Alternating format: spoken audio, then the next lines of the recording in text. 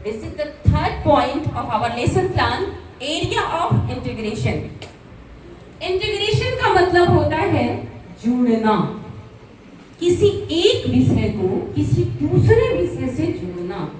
NEP कहता है कि हम Hindi Hindi Hindi English English English, जब कुछ आपने पढ़ा होगा, जब बुक्स आई है हमारे एनईपी के, आप बहुत सारे विद्यालयों में गई होगी, हमें तो मिला था हमारे विद्यालय में, तो उसमें रीजनल भाषाओं पर भी जोर दिया गया।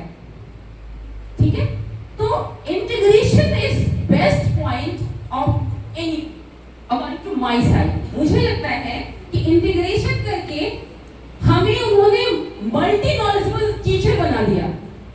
हम खोजते हैं चीजों को कि कैसे जोड़े, कैसे बच्चों को इंटरेक्ट करें, कैसे बांध करें, कैसे उन्हें ये ना लगे कि 40 मिनट के क्लास में हमारे जो आचार्य जी दीदी जी है वो हमें बोर कर रहे हो। अभी रिसेंटली अभी जो प्रीवियसली हमारे प्राचार्य जी का क्लास चल रहा था, तो एक आचार्य जी का क्वेश्चन था कि अगर हम बच्चे को क्लास में पढ़ा रहे हो और बच्चा ये प्रश्न करे कि हमें प्लेग्राउंड में जाना है, देन हाउ टू टीच। मुझे लगता है मेरे साथ ऐसे कई बार हुआ है, the children keep waiting for me.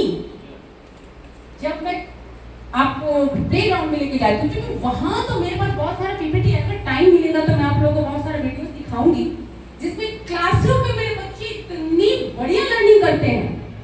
Teaching word is prohibited, वो हम सबको पता है, तो वो इतनी बढ़िया लर्निंग करते हैं इन द प्लेग्राउंड। ये मैटर नहीं करता सर कि we have so many things in the classroom. जरूरी नहीं है कि सबके पास पीपीटी हो, सबके पास संसाधन हो, या सबके पास सब कुछ हो, पर गुरुकुल में जब इतनी सारी सुविधाएं नहीं थी, हमने पढ़ा। Playground is a better part of learning. I think, मुझे ऐसा लगता है कि हम बच्चे को ग्राउंड में खड़ा करके भी बहुत कुछ पढ़ा सकते हैं, और पढ़ाते भी हैं बहुत से लोग। मुझे लगता है ये कोई बहुत बड़ा विषय नहीं है, हमें से अधिकतर लोग पढ़ाते हैं। ठीक है, और सबसे बड़ी बात क्या है, छोटे बच्चों के साथ जब आप होते हो तो पढ़ाना है ये तो बोल ही नहीं सकते आप। आपने जैसे कहा पढ़ाना है, तो ऐसी ऐसी सुंदर सुंदर आवाजें आएंगी। हम सब पेरेंट्स हैं, ऐसी सुंदर सुंदर आवाजें आती हैं कि लगता है कि करे तो करे ही क्या, संभाले तो संभाले कैसे। और हम तो टीचर हैं, आजकल तो मतलब लिमिटेड चाइल्ड्स का दौर चल रहा है, 1-2 बच्चे हैं, और हम अभी मेरे स्कूल में 70+ बच्चे हैं in the foundational stage only. I think total foundational stage में भी नहीं, केवल अरुण टू प्रभात मेरे यहाँ 70+ बच्चे हैं। और टीचर होकर हम उन 70-75 बच्चे को कुछ सिखा भी लेते हैं, और बैलेंस करना भी सिखा लेते हैं, और अनुशासन से रहना भी सिखा लेते हैं। ये बहुत बड़ी बात है। तो एक बार हम सब टीचर हैं इस बात के लिए, एक बार आप सब लोग अपने आप के लिए टू फील प्राउड, अपने आप के लिए प्राउड फील करके आप लोग जरा ताली बजा देंगे।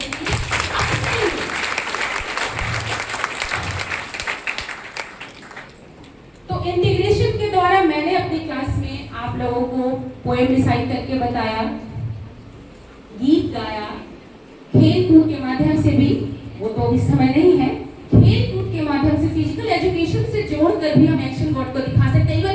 एक्शन वर्ड फिजिकल एजुकेशन से बहुत ज्यादा रिलेटेड है ना।